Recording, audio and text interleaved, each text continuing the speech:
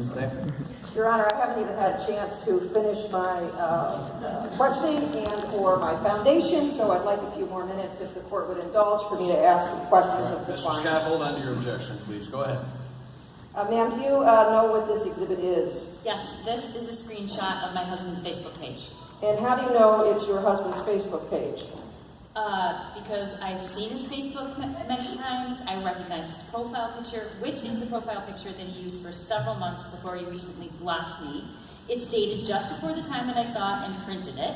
And that's him in the picture with his girlfriend in front of the City of Chicago dinner cruise ship, which he posted on his page less than 2 weeks before I filed for divorce. Thank you, ma'am. With that testimony, Your Honor, I offer plaintiff's exhibit number 1 into evidence. Your Honor, object, there is not a sufficient foundation to make that admissible. Ms. Thacker, you want to respond? Your Honor, MRE 801B2 excludes from the definition of hearsay the statements of a party opponent when offered against that party, as we are doing that here today. Your Honor, I didn't object on hearsay grounds. There was no foundation. Lack of foundation?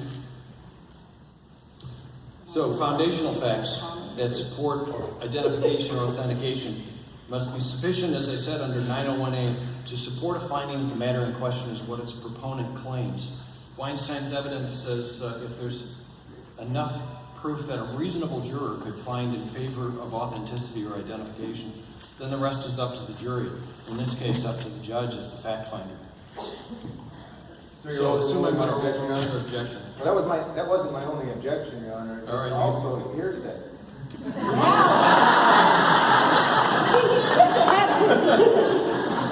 Your Honor, MRE 801B2 excludes from the definition of hearsay the statement of a party opponent when offered against that party, as we are doing here.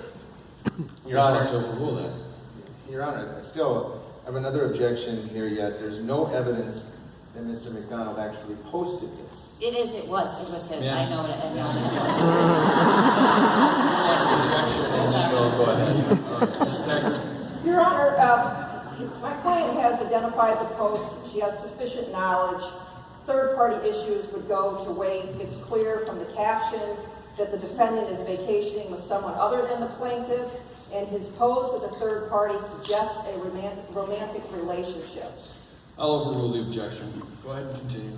I have a fourth objection, Your Honor. All right, go ahead. This really should not come in at all.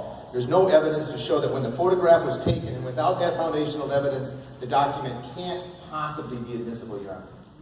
Ms. Thacker? Your Honor, this is simply a factual challenge to the witness. She's already testified that she identifies it, she knows it, it meets the standard of MRE 901, and it makes the threshold for introduction of the Facebook page. We know that the photograph is clear, it's well lit, and it shows no sign of tampering. I'll overrule the objection. The objection goes to the weight to be given to the evidence, not its admissibility. I will note that Facebook used to post photos just as they were submitted, and all the metadata was there for use. And at this point, Facebook now strips all of the metadata from photos that are uploaded, so you can no longer determine when the photo was taken.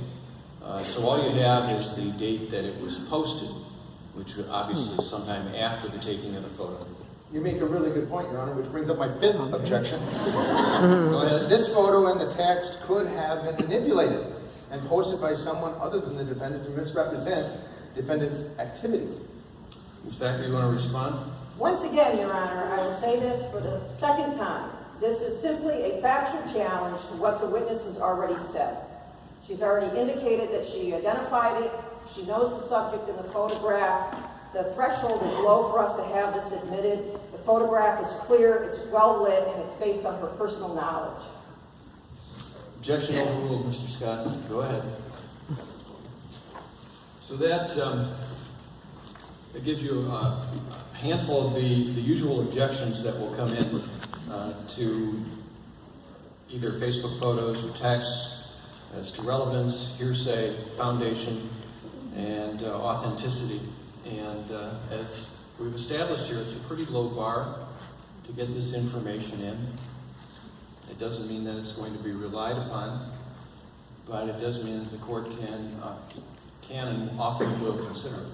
I just want to add that one of the most compelling objections I get wasn't raised here, is a lawyer who objects based on the fact that the text message exchange was just a snippet of the whole conversation, and if you saw the whole thing, you would see it in a different light. That's very compelling to me, and that's where I think a good tip is, you know, make your objection. Wait a minute, I didn't even see this text message. I didn't have time. My client has the whole conversation, but he doesn't have it here today. I personally will stop the proceedings and give him a note and tell him to bring his phone in, and that pretty much stops it right there, or they go get it. And I do want to know what the whole conversation was. I don't want 100 text messages, but I think it is relevant. I mean, anybody can pull a few text messages and make somebody look really bad, but the whole conversation is important to me. And I will let in those snippets unless they're so short that they really don't reveal anything. On the other hand, I've given the other party the opportunity to present the other portions of the text messages and gotten 150 pages of text message printouts, most of which aren't all that relevant and don't show off either party in a very good light.